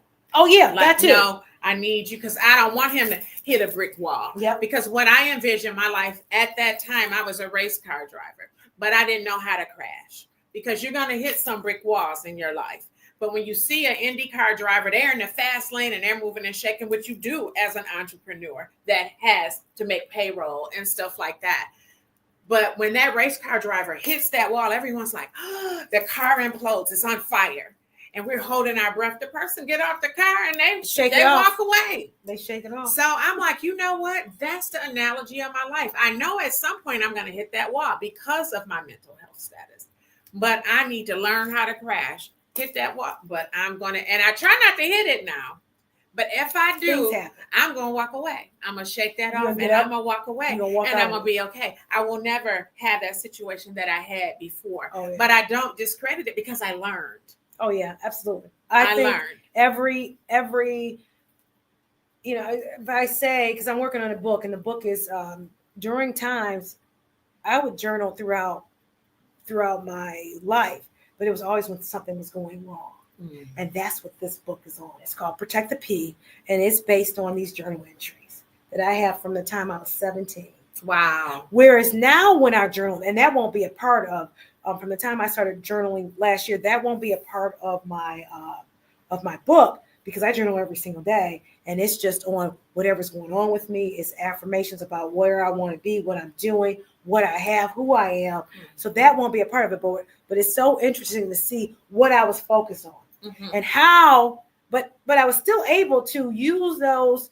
It's just powerful. Journaling is so powerful. It is. It's very powerful. But I do that, and I show my daughter what I'm doing, because I want her to know how to handle situations as well. That's why I said we don't get upset about a B. I don't care about it, because we're not going to go out and crash out because of a B. Mm-hmm. You could have done something different to not get that B. Mm-hmm. So we are where we are. What are we going to do about it? Right. Yeah. We are where we are, and we're going to deal with where we are. But we're not going to, and those are lessons that I need her to know that it's okay. But I swear to God, if she ain't dead set on being a valedictorian, she's like, listen, mommy, at graduation, there is a group of students that are on the stage. Those are the ones that are valedictorians, and those are the ones that get the $1 million. I want to be up there. I'm not going to be out there. I'm going to be up there with them. Okay. And in order to be up there with them, I need to do this. So I need an A out of this class.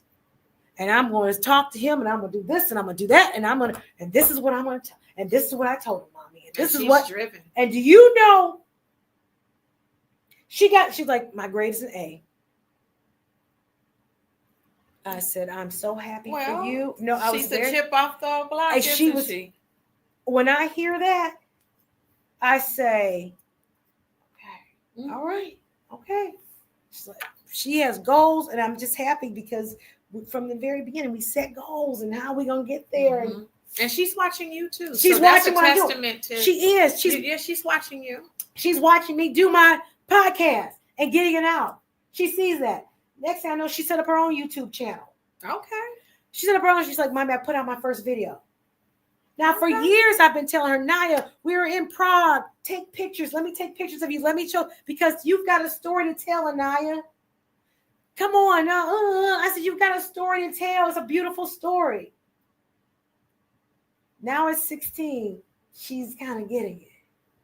Now we're traveling. She has enough little points that she can get her own little airline ticket. Oh, okay. She got an airline ticket. Well, I've got TSA and clear. She doesn't unless she travels with me.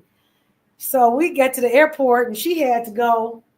So I said, well, I'll see you later. I'll see you on the side. You know how to do it. You've been traveling long enough. You know how to go through the airport line. She's like, oh, no, this is not acceptable. I got to get TSA as well. Next thing I know, what's she doing? She didn't ask me how to do it. She figured out how to get her own TSA. Good. Okay.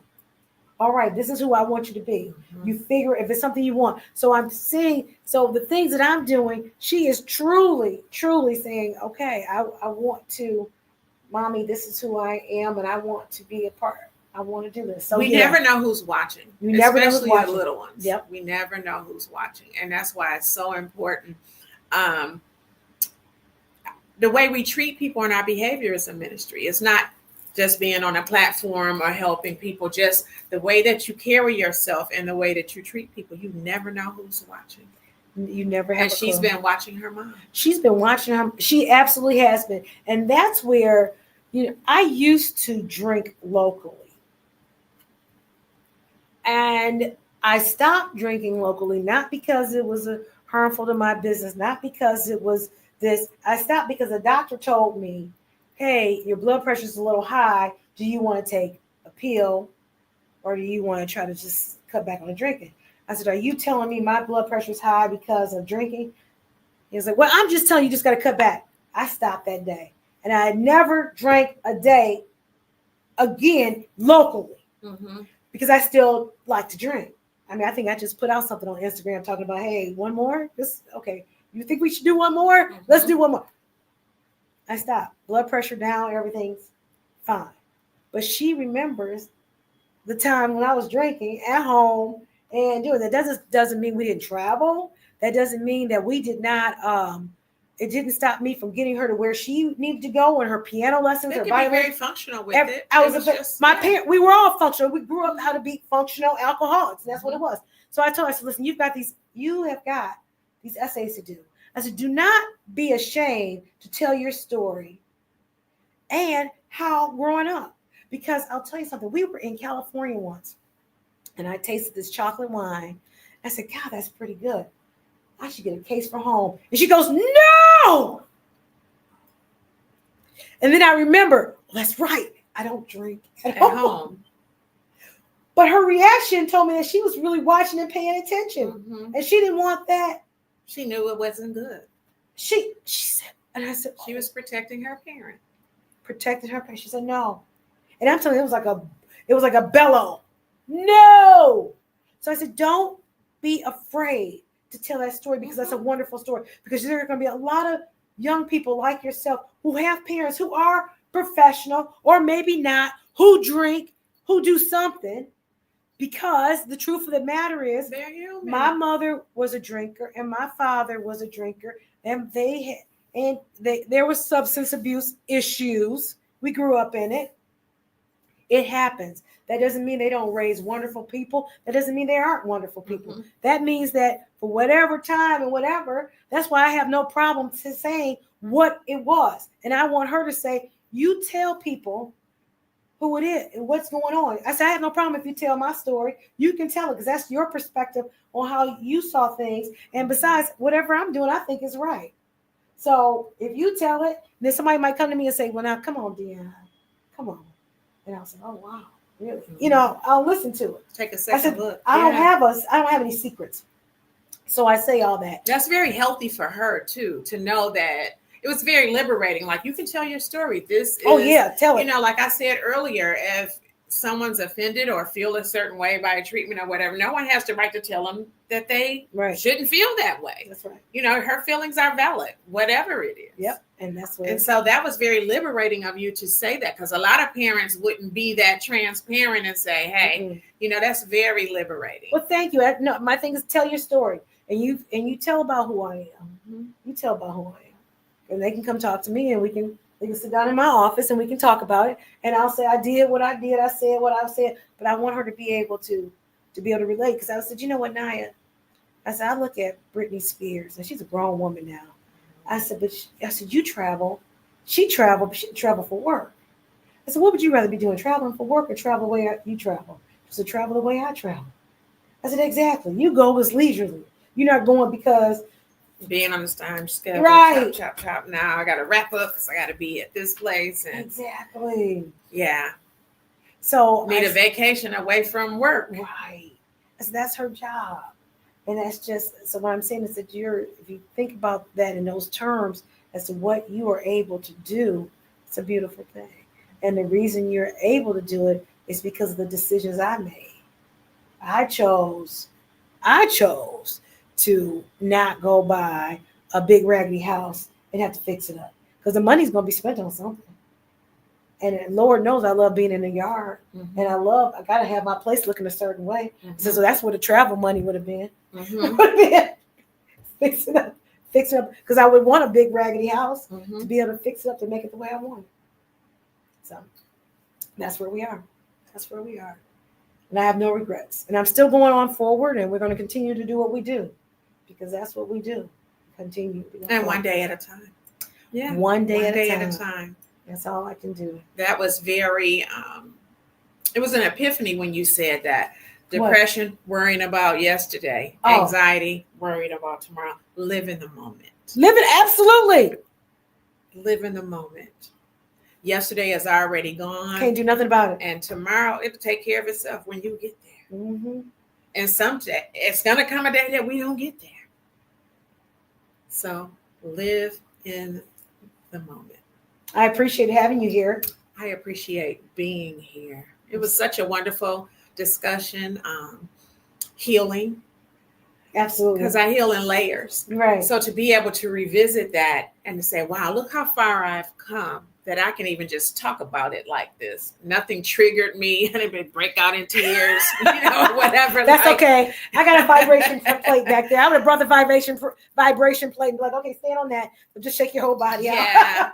I truly appreciate everything, who you are, how you help people, how you've helped me, and having this discussion. Thank you. Thank you.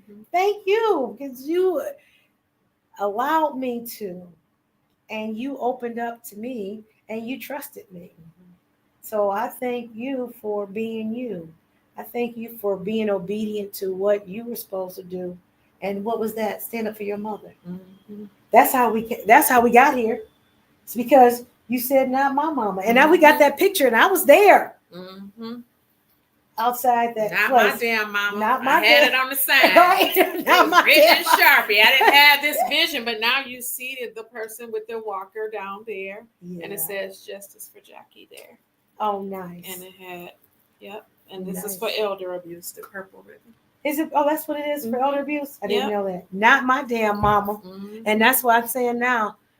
My mother's passed, not my damn daddy. You're not gonna take his little. No, you ain't gonna. And I'm his retirement plan. So if you're taking from him, you're taking from me.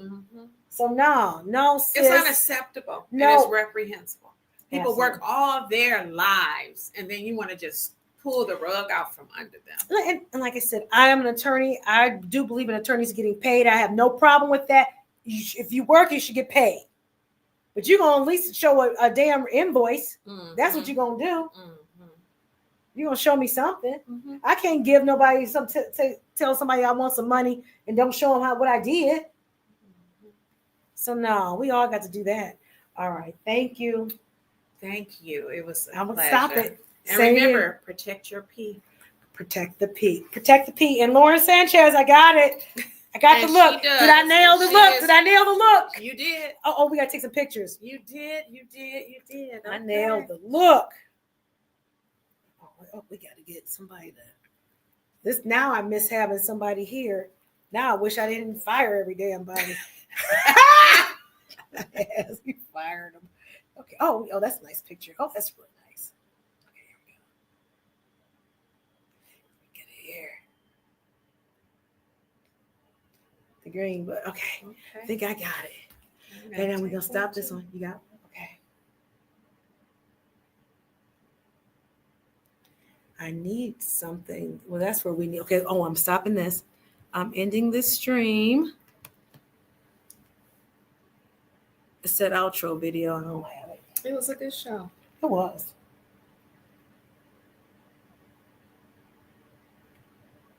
I like that. It was a good show. I like that. Okay.